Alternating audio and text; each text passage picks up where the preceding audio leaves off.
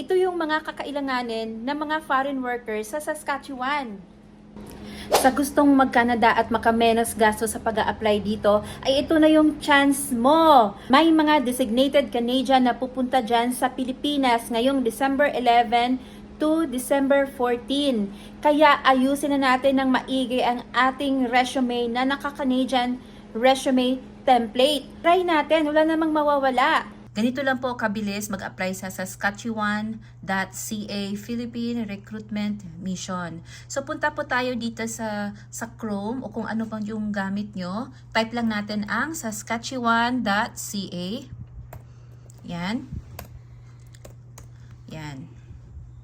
So, para hindi na tayo maghagilap ng iba pa at matatagalan tayo, punta tayo sa search na lang tayo kaagad. Search natin Philippine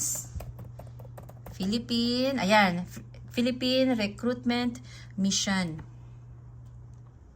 Ayan siya. Ay, enter. So, pagdating dito sa page na to, i-click natin tong pinakauna, Philippines Recruitment Mission, International Recruitment Government of Saskatchewan. Super legit po ito. Itong site na tong nakikita nyo, ito yung official site ng Saskatchewan. Dito na makikita natin kung ano-ano yung mga kailangan nila. Ang dami-dami nilang kailangan, dami-daming employers na naghahanap ng mga foreign worker. Okay, ito, retail auto services, industrial manufacturing, construction, hospitality, technical trades, agriculture, healthcare.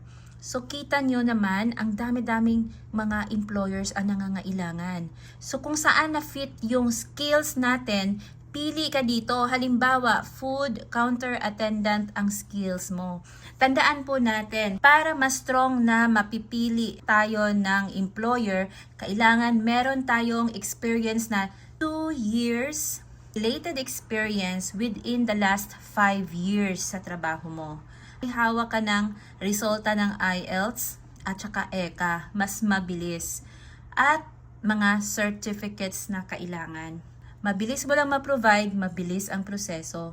At wag po natin kalimutan ang pag-edit ng ating resume. Naka-Canadian resume template ito. Huwag nating damihan ng kung ano-ano pang ilalagay sa resume. Napakasimple lang gawin ang resume. May ginawa akong video na to. Kung gusto nyo pong panoorin, ilalagay ko po yung link sa description. Alam ko po maraming gumagawa ng mga vloggers sa Canada about sa paggawa ng tamang Canadian resume. Nasa sa inyo po kung paano nyo gawin, basta galingan nyo po. Ilagay nyo lang po yung pinaka-importante, relevant na information sa job na in-applyan natin. So, buksan natin tong food counter attendant. Example to. Ayan, ang dami na lang kailangan, 6.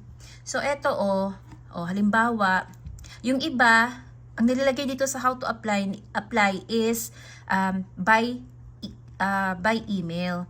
Ito naman is parang may nilagay silang link. Kailangan, pagka ganito ang nakikita nyo, apply for this job, is kailangan yung maglagay ng cover letter. Pagka ganito, apply for this job online now. So, ilagay natin yung information. Tapos, lagay ka ng cover letter. Huwag masyadong mahaba ang cover letter. Maikli lang at direct to the point. Walang maraming chuchu. Ang mga tao dito, mga employer dito is puro sila, direct to the point sila. Tapos, ito yung resume mo. Pagka-send mo ng apply now, mag-antay ka ng mga 1 week at mag-i-email yan sa'yo. I-welcome ka nila at ibibigay nila yung venue kung saan gaganapin ang interview in person. Kaya, subok-subok lang. Walang mawawala. Apply po tayo hanggang bago mag-December 11. Sayang po ang opportunity na to. Maraming gustong mag-Canada kahit na alam natin na marami tayong narinig ng mga negative feedback about sa Canada. Pero sa mga katulad natin na medyo hirap sa Pilipinas, ay maganda na dito sa Canada kumpara sa Pilipinas. Maganda dito. Huwag lang tayong masyadong maarte at mareklamo. Yung ugali ng mga Pilipino na pagdating dito, puro reklamo ng reklamo, ano-ano pa ba diyang mga negative o mga pinagsasabi, ay hindi ka talaga, mas lalo tayong mahihirapan dyan. Dapat mahaba ang ating pasensya. So ayan, katulad nito, buksan natin tong welder naman ang buksan natin. Yung iba ditong mga employer is hindi na naghihingi ng cover letter. Kasi by email na, tingnan nyo, by email na. At tandaan natin, ang pag-hire ng direct hire, mas maganda to, wala kang maraming gastos. Kasi sasagutin ng employer ang ticket mo, walang placement fee ito, walang age limit ito. Kung ano yung skills mo at nakuha ka nila, shortlisted ka, ay ang bilis ng proseso nito. Ganito din ang pagka-hire sa akin, direct hire. Maniwala kayo, talagang sulit ito. Kahit na ma-hire tayo dito, sa unang taon na pagtira mo dito sa Canada, ay talagang mahirap ang adjustment period natin. Mag-a-adjust ka sa weather, sa financial mo, sa bahay mo, sa lahat mag-a-adjust ka. So, kailangan ihanda mo ang sarili mo. At i-grab mo na tong opportunity na to. Ang dami-dami nito, sayang. May chance na makukuha ang pamilya mo at may chance na maging PR ka, malaking chance na maging citizen ka kasama ang iyong pamilya. Depende naman yan kung ano ang iyong mga priorities, pero sa mga gustong pumunta ng Canada, go na to, ang dami. Light duty cleaner, journeyman technician, ang dami-dami nito. Try nyo, sayang to. Try nyo lang.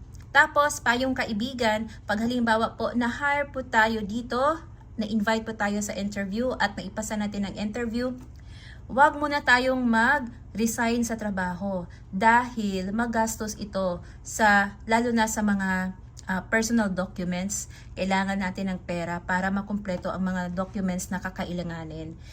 Bukas pa tayo ng isa. Ito, Automotive Service Technician. Ayan. So, ayan ang dami sa automotive pa lang, ilang 1, 2, 3, 4, 5. 5 na employers ang naghahanap. So, ilan to? 2, 4, 6, 7, 8. 8 na katao ang kailangan. Different employers. So, click natin isa. Ayan. So, ito naman, hindi by email. Parang katulad kanina, kailangan ng cover letter.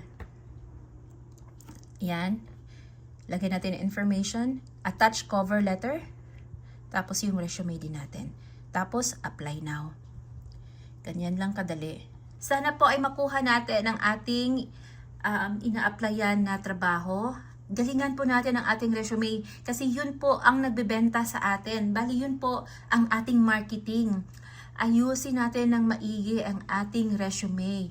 Ayusin. Yun lang po ang masasabi ko. Paano gawin ang tamang Canadian resume na makakatulong sa inyo? Go po at i-grab na tong opportunity na to. Walang mawawala. Grab na to. Sayang tong opportunity na to. Good luck po sa application mo, kabayan. Ingat po. God bless. Bye.